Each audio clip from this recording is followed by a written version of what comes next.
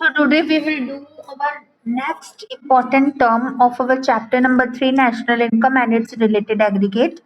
In our yesterday's class we had done about the all the related terms related to domestic product, that is GDP, NDP at MP and NNP at MP. And today we will do all the national terms. अभी तक हमने सारी domestic terms पढ़ी थी, अब हम सारी national terms पढ़ेंगे। तो सबसे फर्स्ट जो आपका काम बनता है वो है, आप हेडिंग डालिए।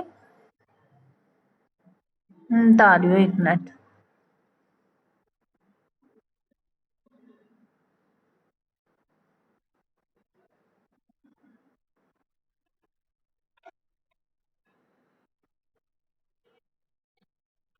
आप सबसे पहले लिखिए net domestic product at factor cost.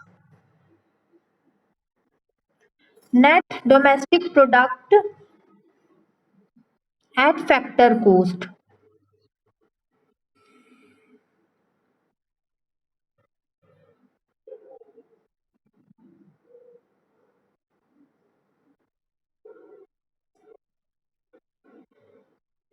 बोलूं?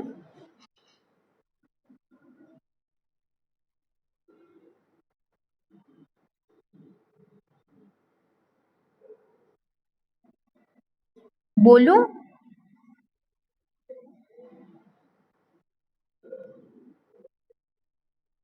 लिखो, this is also called as net domestic income.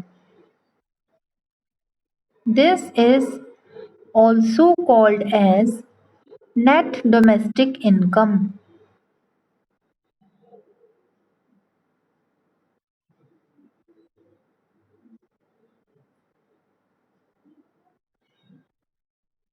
Second लिखो, सेकंड पॉइंट मतलब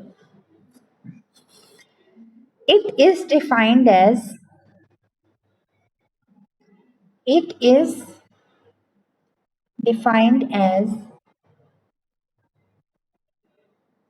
the sum total of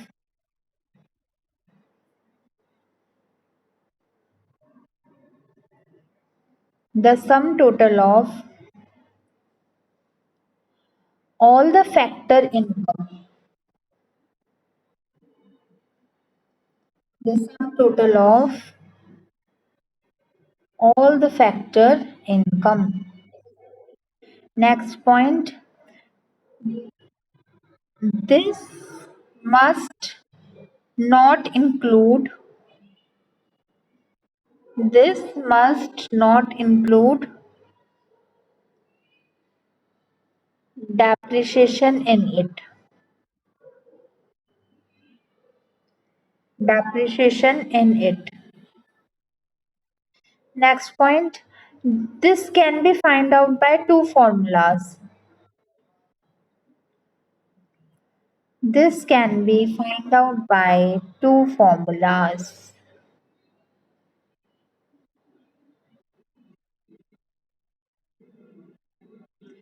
formula number 1 तो आपको पता होगा क्या है।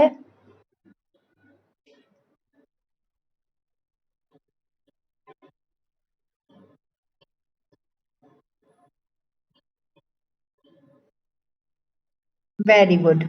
एक तो लिख लो NDP at F C is equal to GDP at F C minus depreciation, ये तो इजी फॉर्मूला है।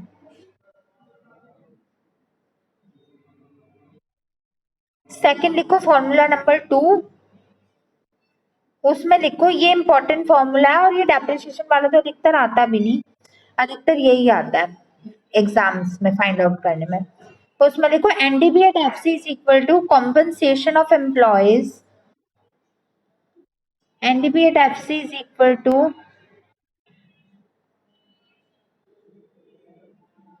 compensation of employees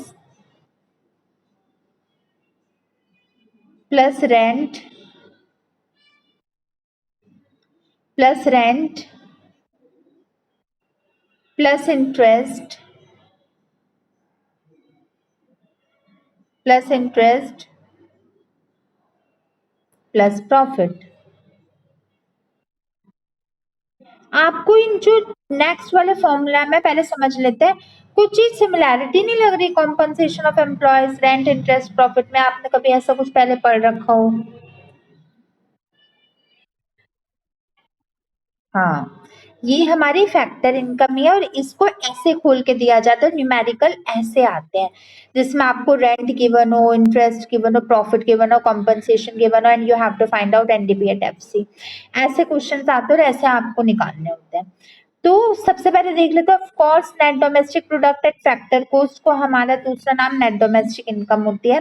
this is also called as domestic income. और ये फाइंड आउट कैसे की जाती है? ये फाइंड आउट की जाती है by the sum total of all the factors cost. सारी फैक्टर कोस्ट को हम प्लस कर देते हैं और जितने भी हमारे goods and services finally produce हुए एक साल में उन्हें हम प्लस कर देते हैं जो डोमेस्टिक टेरिटरी के अंदर होता है। डोमेस्टिक टेरिटरी मतलब हमारे घर की जो हमारे इंडिया के जो डोमेस्टिक बाउंड्री होती है उसके अंतर्गत होते हैं एक अकाउंटिंग ईयर में। एक अकाउंटिंग मतलब एक साल के लिए। अब इसमें ऑफ कोर्स ये हमको आपको पता होगा कि एनडीपी एट एफसी में हम हमेशा कभी भी डेप्रिसिएशन को इंक्लूड नहीं करते। जो भी नेट वाली टर्म्स होती है उसमें हम डेप्रिसिएशन को इंक्लूड नहीं करते, ग्रॉस वाली टर्म में इंक्लूड करते हैं। इसको निकालने के दो फॉर्मूले बन के आते हैं। NDP at FC is equal to GDP at FC minus depreciation. That is very easy formula and in your examination these such kind of questions will not come in your long marks। और जो long marks में आते हैं वो ऐसे ही आते हैं। तो जैसे इसमें आपको एनडीपी एफसी निकालना है, आपको आ गया हो जिसमें हमारा कॉम्पनसेशन ऑफ एम्प्लॉयज गिवन हो, रेंट गिवन हो, इंटरेस्ट और प्रॉफिट गिवन हो।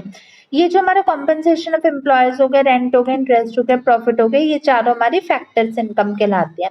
जब हम इनका सम टोटल कर लेंगे तो वह एनडीपी एफसी कहलाने लग जाते हैं। इतनी बात समझ गए? नेक्स्ट हेडिंग डालो,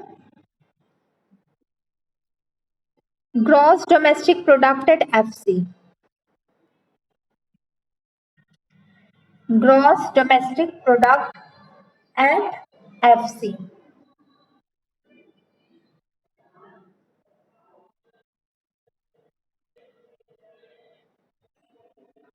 बोलो।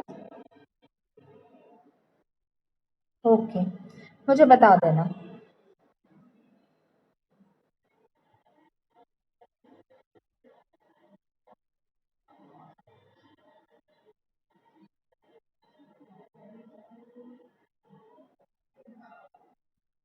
देखो, इसमें लिखो, it is defined as,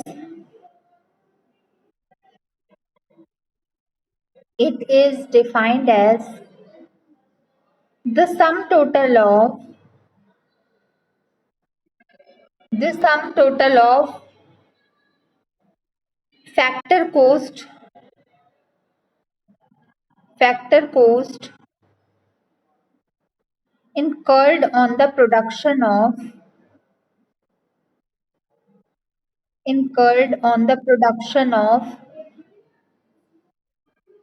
final goods and services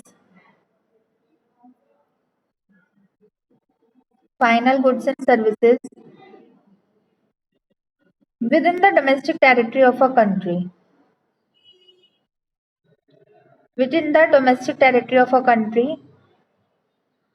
during an accounting year,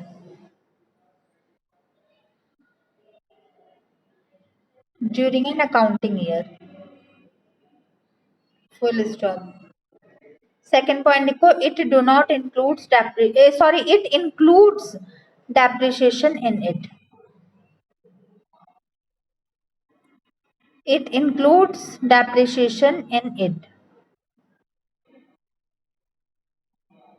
done.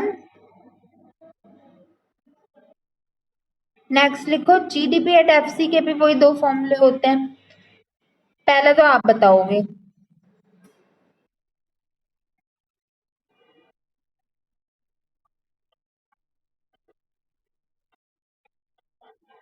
Very good. पहले तो लिखो, GDP at FC is equal to NDP at FC plus depreciation. और दूसरा मैं बता रही हूँ।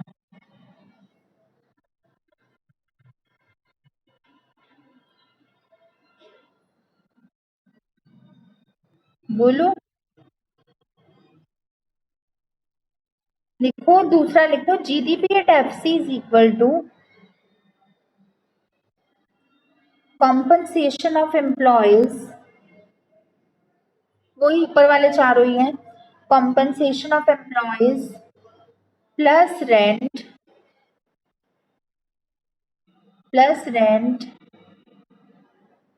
प्लस इंटरेस्ट प्लस प्रॉफिट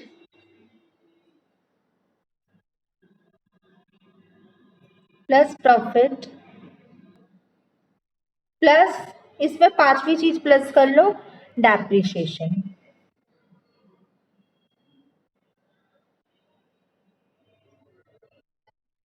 बस देखो आप ये, चलो पहले समझ लो, जो gross domestic product at factor cost होता है, ये हमारा सम टोटल होता है सारे फैक्टर इनकम का जो प्रोड्यूस किए जाते हैं within the boundary of a country या within the territory of the country, ये टेरिटरी के अंतर्गत, एक कंट्री के अंतर्गत फाइंड आउट किए जाते हैं। अब जो ये जीडीपी एफसी होता है, इसमें मेजर डिफरेंस ये होता है कि एनडीपी एफसी में डेप्रिसिएशन इंक्लूड नहीं होता, इसमें डेप्रिसिएशन इंक्लूड होता है। अगर आपके पास छोटा वाला, जैसे हमारे वो निकालने के ग्रॉस प्रॉफिट अकाउंट्स में निकालने के दो फॉर्मूले होते हैं ना, एक छोटा वाला एक बड़ा वाला, अगर छोटा वाला फॉर्मूला लगाने के आ जाए then that is very good, बहुत अच्छी बात है। बट इतने अच्छे होते नहीं है एग्जामिनर्स, वो हमेशा बड़े वाले फॉर्मूले को ही देते हैं और आपको you have to find out by the help of it, आपको इसकी ही मदद से फाइंड आउट करना पड़ता है। तो एनटीपी एट एफसी और जीडीपी एट एफसी निकालने में बिल्कुल सिमिलैरिटीज है, दोनों में आप यही लिख दो, compensation of employees plus rent plus interest plus profit. बच्चे ये देख के डर जाएंगे, बट इसमें डरने वाली कोई बात नहीं है, ये हमारे फैक्टर्स इनकम का ही रिवॉर्ड है, फैक्टर इनकम को करने के बाद ही हमें मिलता है। तो ये हमारा प्रोड्यूसर सेक्टर देता है हमारे हाउस होल्ड सेक्टर को for the factor services provided to them by us. अब इसमें बस एक डिफरेंस क्या है, इसमें डेप्रिसिएशन भी इंक्लूड हो जाता है और में डेप्रिसिएशन इंक्लूड नहीं होता। समझ गए? नेक्स्ट हेडिंग डालो,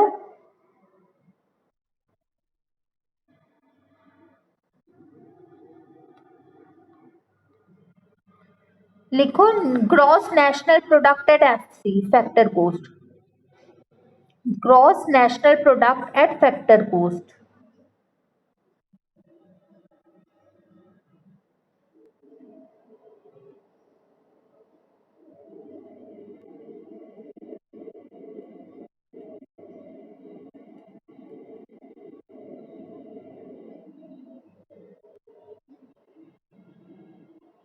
बोलो,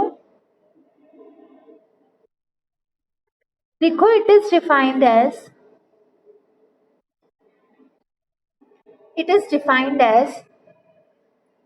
the sum total of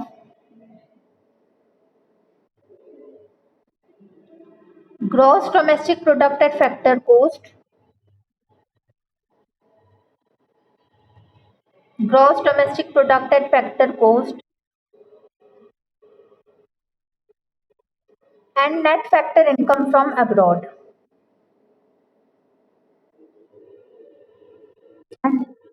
अब इसके फिर वो दो फॉर्मूले होते हैं, पहला तो आप बताओगे।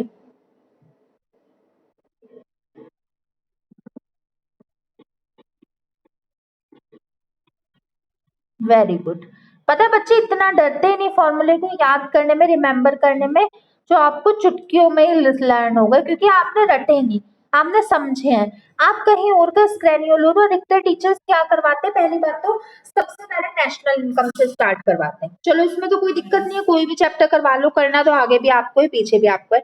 उसके बाद अधिकतर ना टीचर्स थ्योरी को स्किप करवा देते हैं, चाहे अकाउंट्स में भी चाहे इकोनॉमिक्स में भी specially.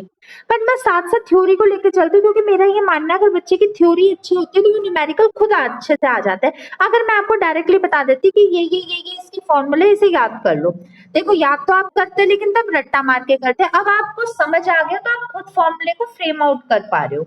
M I right? Am my observation is right? Okay बच्चा, तो पहला तो आप अपनी कॉपी में लिख लो, GNP at F C is equal to GDP at F C plus NFIA. फिर दूसरा मैं बता दूं, दूसरा लिखो formula number 2, GNP at FC is equal to GNP at FC is equal to compensation of employees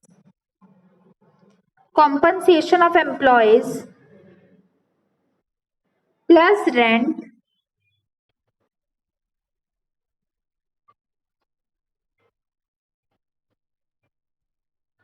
और डेप्रिसिएशन।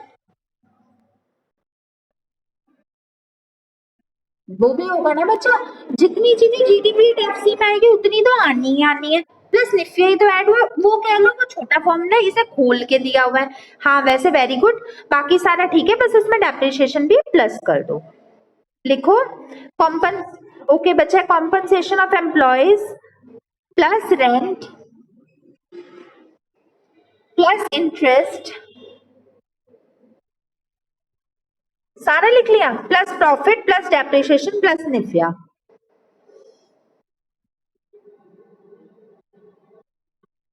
ओके बच्चा, पहले समझ लो छोटा सा ही है।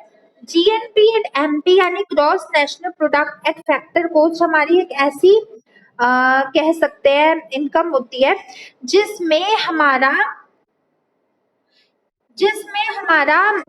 क्या कह सकते हैं, इसमें हमारे इंक्लूड होता है सिर्फ जीडीपी एट एफसी यानी gross domestic product at factor coast, और जो कि होता है हमारा value of final goods and services produce with in the boundary of a nation. उसमें अगर हम निफ्या को प्लस कर दे तो वो हमारा बन जाता है जीएनपी एट एफसी। बाकी तो इसमें कुछ ऐसा है नहीं, समझ गए। लास्ट लिखो थ्योरी का आज का, net national product at FC.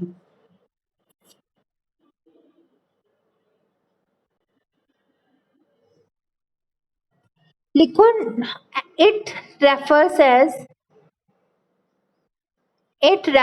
as the sum total of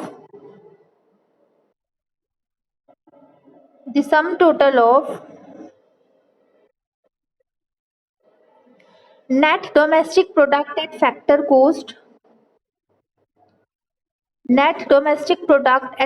cost and निफ्या। अब इसका फॉर्मूला दोनों आप बताओगे।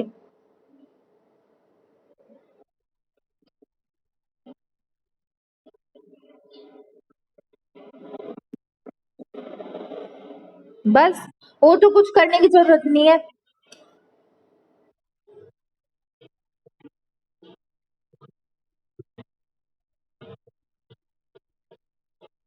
वेरी गुड, शाबाश।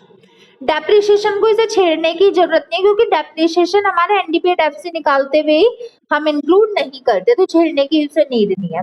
दोनों लिख लो, फॉर्मूला नंबर 1 डाल के लिख लो NNP at FC is equal to NDP at FC plus NFIA, और दूसरा लिख लो NDP at FC is equal to compensation of employees plus rent plus interest plus profit plus NFIA. Okay बच्चा करो।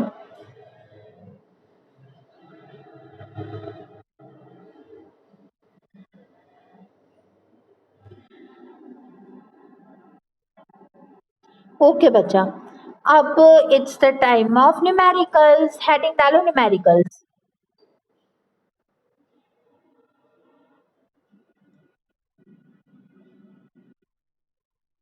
फर्स्ट लिखो, if rent of a building is 5,000, if rent of a building is 5,000, comma, interest on capital is 10,000, interest on capital is 10,000,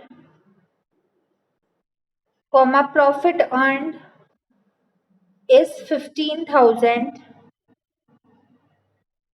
profit earned is 15,000, comma, depreciation is 5,000, and NIFIA is also 5,000. And NIFIA is also 5,000. आपको क्या करना है, आपको find out करना है GDP at FC and NDP at FC. कर लोगे? मुझे बताओ।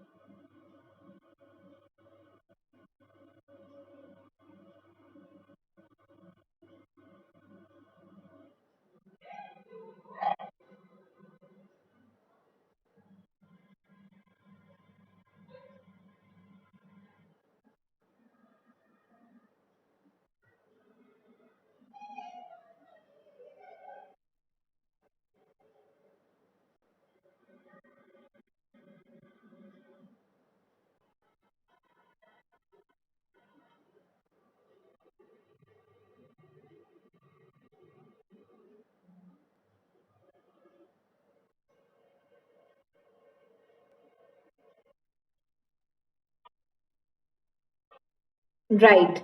35 now? करेक्ट, वो भी निकाल लो NDP at F C.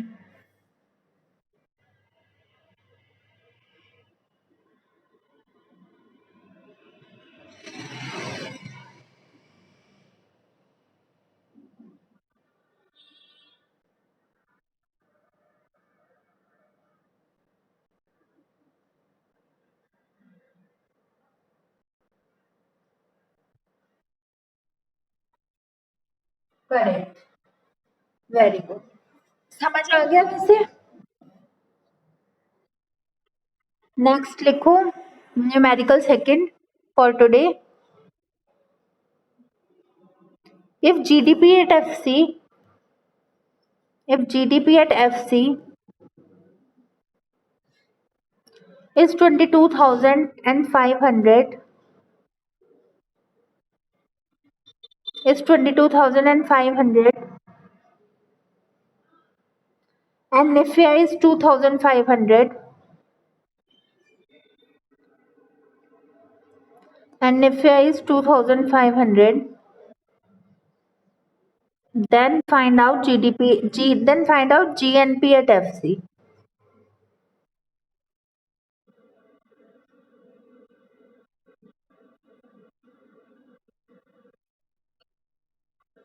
GNP at FC.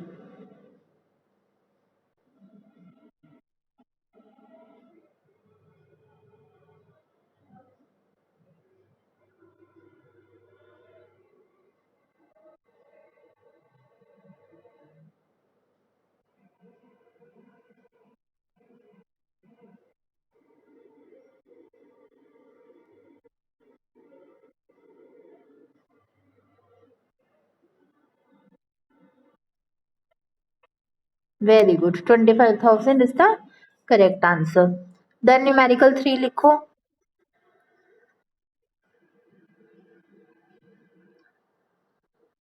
If salary of workers, if salary of workers is 10,000, is 10,000 and profit earned is 5,000 and profit earned is 5,000,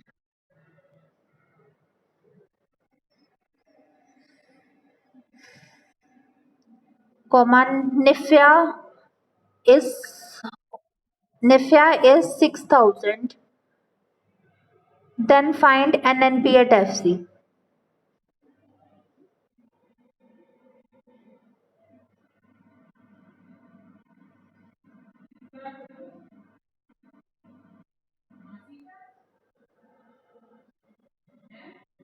किसी का नहीं,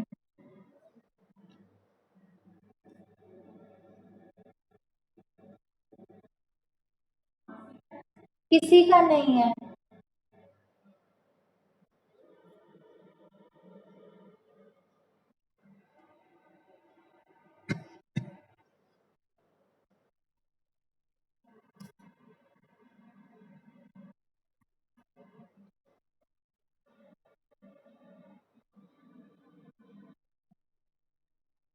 वेरी गुड।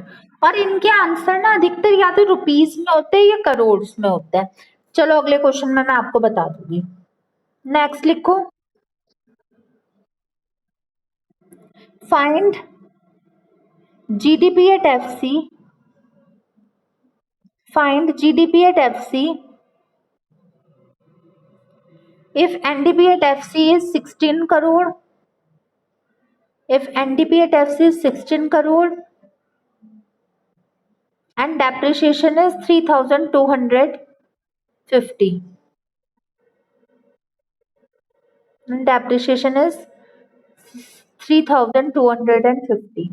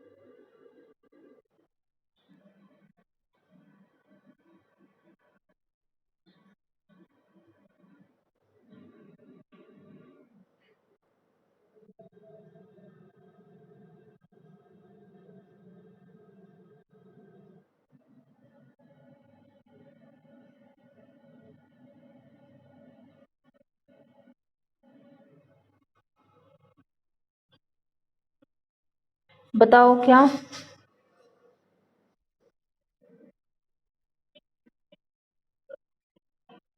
कैसे?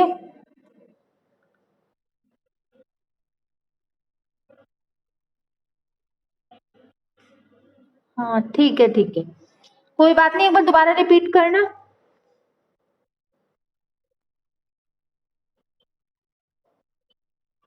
ठीक है, करेक्ट। नेक्स्ट लिखो।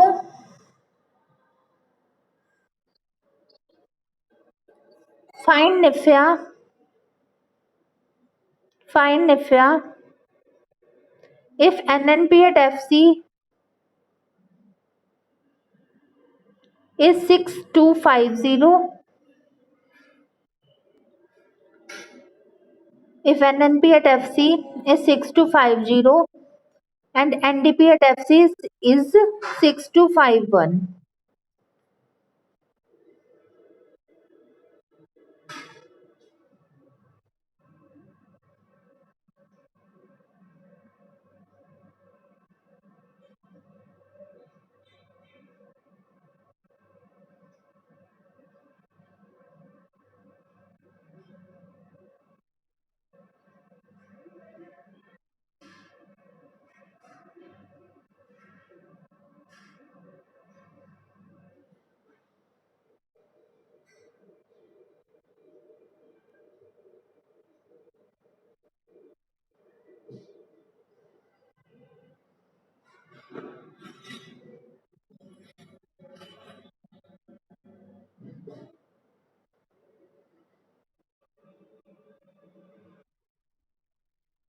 -1। वैसे ऐसा हो नहीं सकता कि कोई चीज माइनस में आए, लेकिन चलो कोई बात नहीं, इट्स ओके। वैसे मुझे बताओ, आपको ये वाले कॉन्सेप्ट समझ आए, ये वाले फॉर्मूले समझ आए?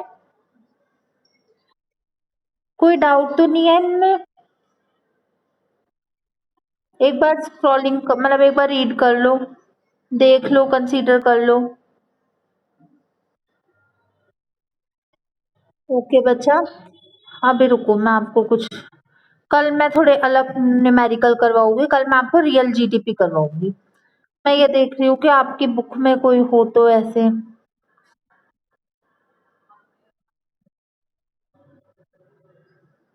नहीं है। चलो, चलो कोई बात नहीं, एक काम करो, आप ना मुझे ये भी सेंड कर देना और अपना ना ये सब इकट्ठा रखना। और ये मैं आपके टेस्ट तो इकट्ठे ही लूंगी, मैं एक बार टेस्ट सीरीज आपको बता दूंगी कब होएगी, हफ्ते तक की होगी। तब मैं लगातार इंग्लिश का, मैंने आपका एक टेस्ट के अलावा और कोई टेस्ट नहीं लिया, इकोनॉमिक्स का भी बहुत समय से नहीं लिया, मैं इकट्ठे ही लूंगी। अभी मैं टेस्ट अभी नहीं लूंगी, इकट्ठे ही जब कभी एक बार लूंगी, जब मैं बताऊंगी आपको।